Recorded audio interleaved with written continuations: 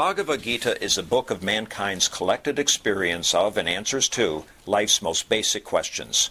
Who I am, from where do I come, what is my purpose and destiny, and most practically, how do I find happiness?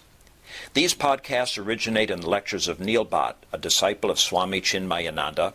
They are presented here in 20 to 30-minute segments, each covering 3 of the Gita's 701 verses. Welcome to Gita Wisdom for Daily Living.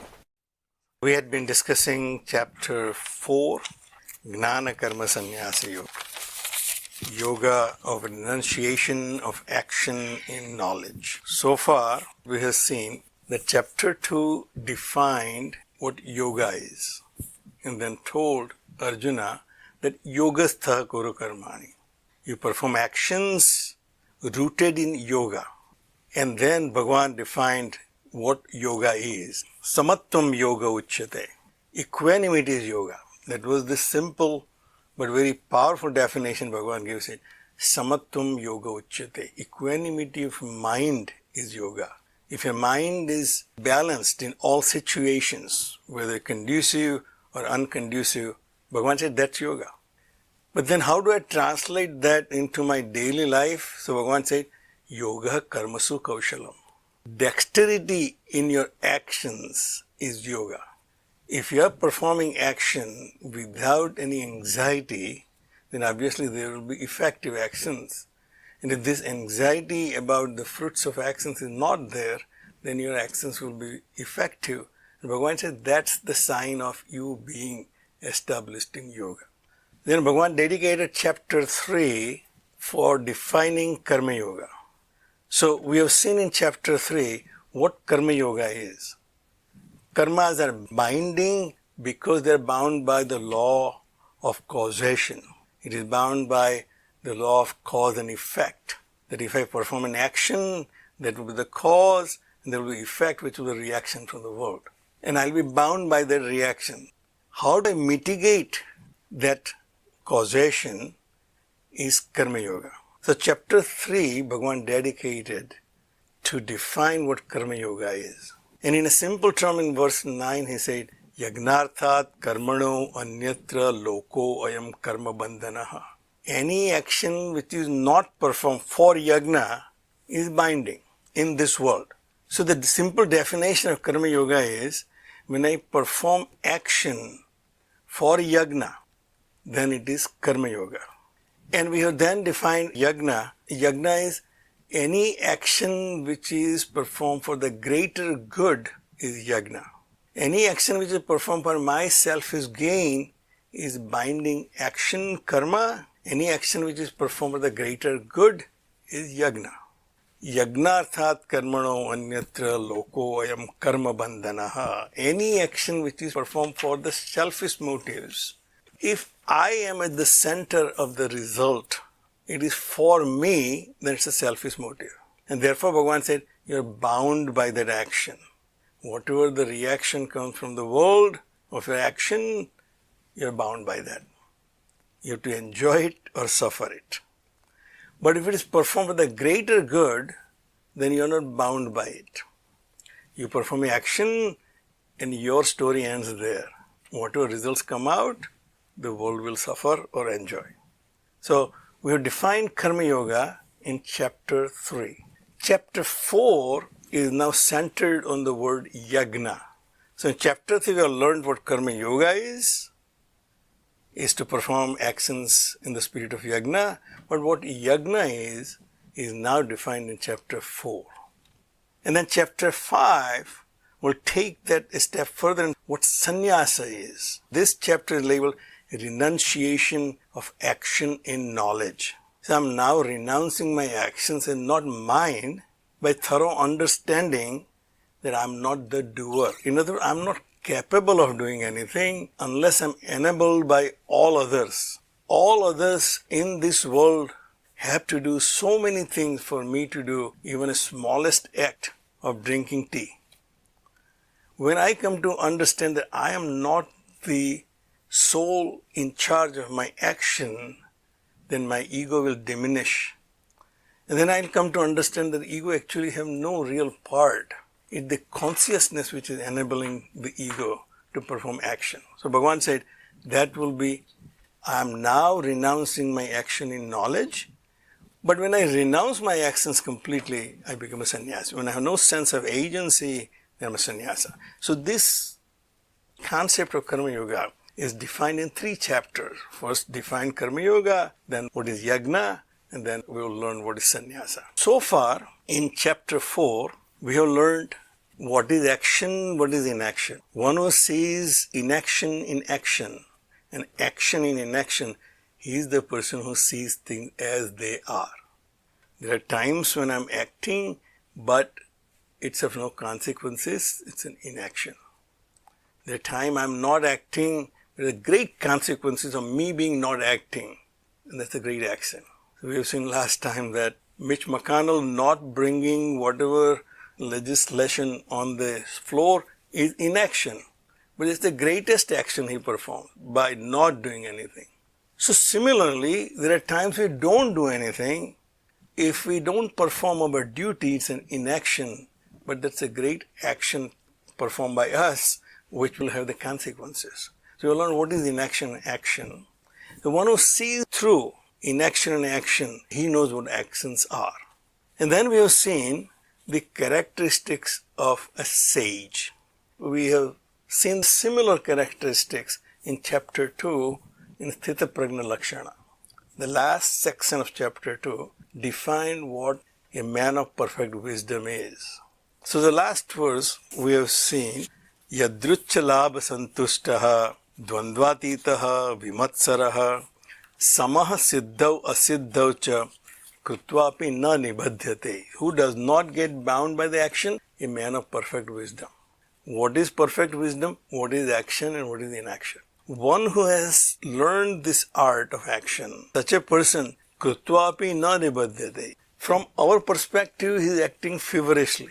Swami Chinmayananda was the most dynamic person I knew. He was acting all the time, but none of his actions ever bound him. Because samasiddhi asiddhav cha. Same in success and failure. You take a project and you have great goals. Sometimes you succeed and sometimes you don't. But if you don't take the success and failure to your heart, then you are a yogi. But therefore, those actions do not bind you. Yadrucha labha santushtaha. He is happy with whatever comes naturally. I perform my actions, that's my right. What comes to me, I accept as prasada. I do not question why me and why not me. I perform action, I am not getting result, other people are not doing anything but getting all the credits. But once in one who does not think in those terms, he is happy with yadrucha labha santushta. He gets whatever without any anxiety. He is happy with that. Dvandvatitaha, he is beyond the pairs of opposites. In other words, he is not affected by the pairs of opposites. Pairs of opposites are very much in this world. There are days which are cold and there are days which will be very hot. But if I know how to deal with both of them, then I am a happy person. Vimatsaraha, he is free of envy. How do I compare myself whether I am successful or not? By comparing myself to others. If I see others are not as successful as I am, then I consider myself successful. But I think I am not as successful as others, then I consider myself a failure. That's how we judge ourselves. Our gauge is not inside, our gauge is outside. Am I tall or short? I don't judge by my own height. I judge by others' height. Other people are taller than me, therefore I am short. Other people are shorter than me, then I am tall.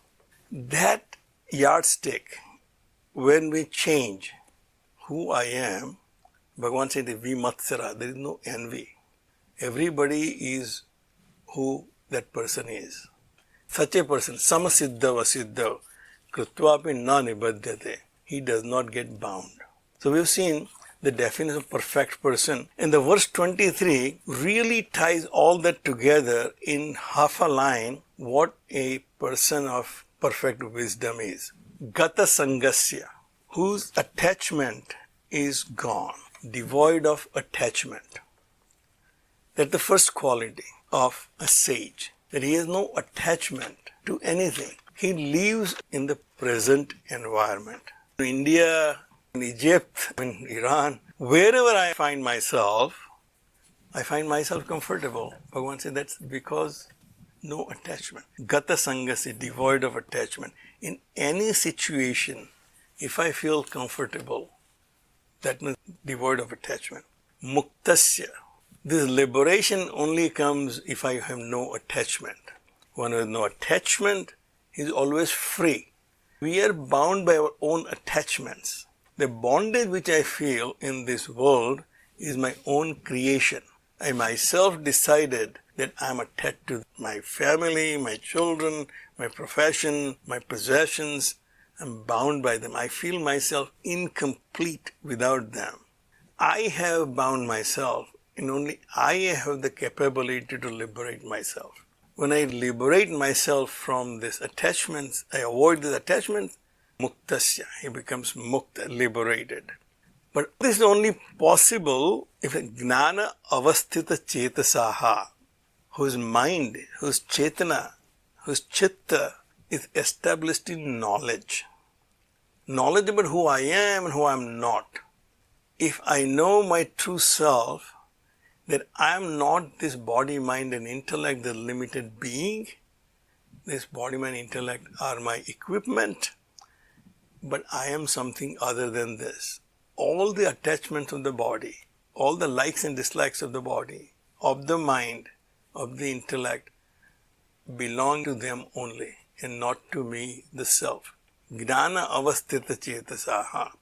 Such a person will be devoid of attachment. Because he is devoid of attachment, he will be liberated. So what is important is the knowledge. Knowledge about your own self.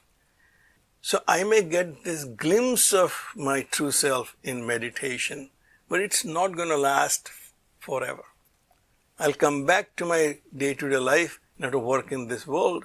And Bhagavan said, Yagnaya acharatah karma samagram praviliyate. Then I'll still be working in this world, but for yagnaya.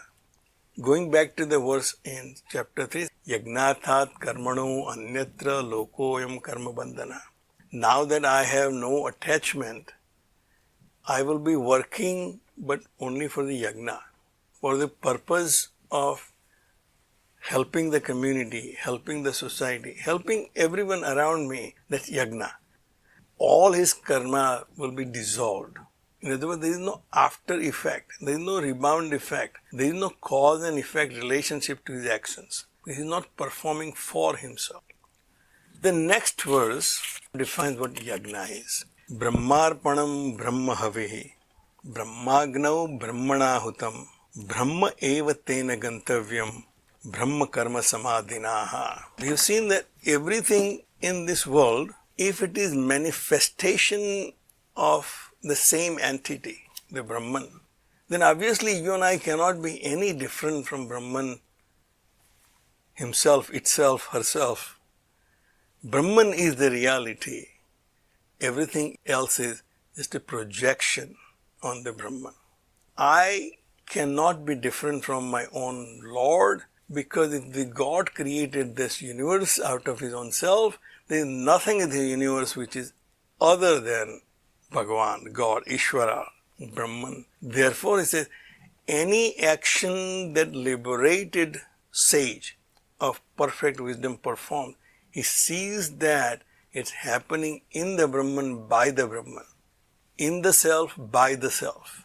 Very famous metaphor of yajna used here to explain yajna. In the Vedic time, the yajna was very central ritual. So in that central ritual, you have fire invoked, a deity is invoked, and something is offered to the deity through that fire, in the fire, by the devotee. So Brahma Arpanam, Brahman is the instrument of offering, the ladle which is used in the yajna to pour the ghee. The ladle itself is nothing but Brahman alone. It is the manifestation of the same reality. So Brahma Arpanam, the means to act is Brahman. In my case, the means to act is my body, my organs of actions. They are nothing but the manifestation or the representation of Brahman only. Brahma Havih, what I am offering in that fire, what I am offering is my efforts, performing actions. That's only enabled by Brahman only. So Brahma Havih, the instrument is Brahman, what is offered is also Brahman. Brahma Agnau, in the fire of Brahman. So in my case, the body which enables me to act in this world is expression of Brahman. My efforts to act in this world is also Brahman. The field of action in which I am putting my efforts is also Brahman. Brahmaev Ten Gantavyam. My efforts in this world are going to Brahman only. Very commonly people say Krishna Arpanam. Everything is offered to Krishna. Brahma Arpanam. Everything I do is offered to Brahman. The means is Brahman, the actor is Brahman, and the deity is Brahman too. Brahmaev Ten, it is going to Brahman alone, no matter who I offer to. When I put my efforts in my profession, for my society, for my family, all those are going to the same entity, Brahman. Brahma Karma Samadhina. And the person who is absorbed in the action, my ego, which says, I am the actor, I am putting all these efforts. He says, that also is nothing but Brahman alone. There is nothing other than Brahman. It is like my dream. If I am working very hard in my dream to hunt a lion, the hunter and the hunted both are nothing but me, my own thoughts. In this world I am putting efforts, I think I am putting the efforts and the world is reacting. The world is also Brahman, I am also Brahman, my efforts are Brahman. Other than Brahman, nothing exists, Bhagavan said. So, yajna is defined. Everything you do is yajna. You don't have to have a particular ritual to perform yajna. Whatever you do is yajna. The next few verses define various ways you can perform yajna. So the next verse says, Devam eva apare yagnam yoginah pariupasate. Some yogis perform deva yajna. The techniques are now defined. So one is deva yajna, you're offering to devas. Obviously there is a traditional definition of deva is there's a god and then all other devas. But the definition which we have seen in our discussion is that deva is my sense perception. Div, to illuminate. That which illuminates my world is a deva. In my own self, there are 5 devas, my 5 sense organs of perception. Those organs illuminate my world. My world of sight is there because I can see. My world of my sound is there because I can hear. My world of touch is there because I feel touch. Of taste and smell, all these 5 senses create my world. Video is better than audio. Audio is only 1 sense perception. Video is 2 sense perception. You hear and also see. So Bhagavan said, some yogis offer all those sense perceptions to devas. They see that objects are offering themselves to the devas of myself. And he sees that the same Brahman as the world is offering itself to the devas, which is nothing but Brahman, my own perception. He constantly sees this oneness in that activity, and that's called Deva Yajna. He is acting in this world by seeing the activity happening between the devas in me and the world of objects outside, which is nothing but the expression of the same reality. Brahma Agnau apare yagnam yagne neva upajuhvati. But the others perform the Brahma Yajna, the offering the self to the self, offering my own ego. When I dissolve my own ego, I am nothing but the expression of the Lord. And now the Lord is just functioning through me, that Bhagavan says is Brahma Yajna. Some perform this Brahma Yajna by dissolving their ego into the greater self, and then working in this world is nothing but the instrument of the Lord. That is Brahma Yajna.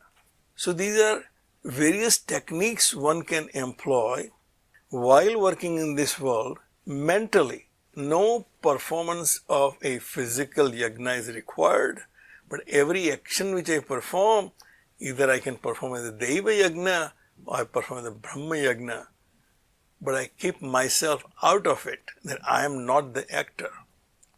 Actions are happening in the Brahman, by the Brahman, through Brahman. With that, we'll stop right here.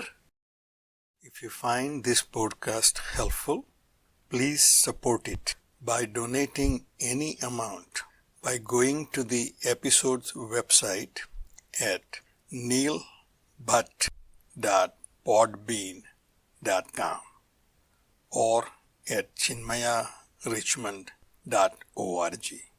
Thank you. Om